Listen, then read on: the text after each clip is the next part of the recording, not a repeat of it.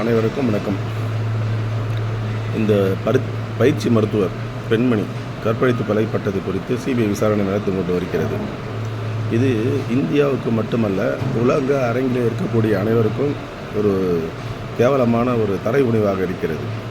பல உயிர்களை காப்பாற்றக்கூடிய ஒரு மருத்துவரை பாலியல் வன்கொடுமை செய்து கொலை செய்த அந்த குற்றவாளிகளுக்கு அதிகபட்ச தண்டனை நீதித்துறையிலே கிடைக்குமா என்றால் நிச்சயம் கிடைக்காது.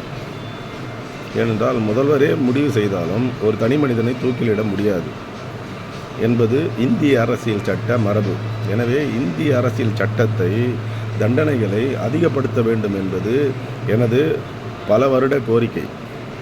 அதை முன்னின்று அதைவிட ஒரு கேவலம் சட்டங்கள் ஒரு பக்கம் இருக்கும்போது இந்த குற்றவாளிக்கு ஆஜராக வழக்கறிஞர்கள் வரிசையில் நிற்பது தான் வேதனையாக இருக்கிறது.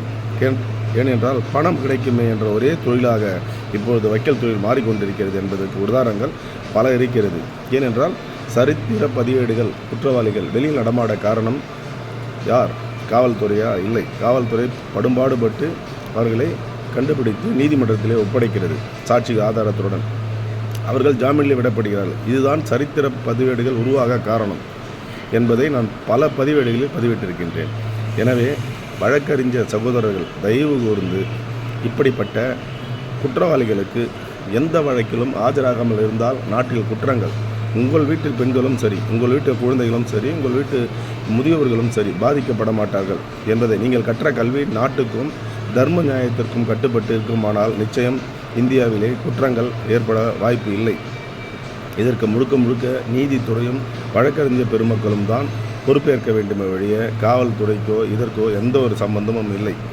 எனவே தயவு கூர்ந்து இந்த ஜனாதிபதி அவர்கள் பாவம், அவர்களை பற்றி கூறினால் வீணான விவாதங்கள் வரும். எனவே அவர் ஒரு பொம்மையாக தான் செயல்பட்டு கொண்டிருக்கிறார்.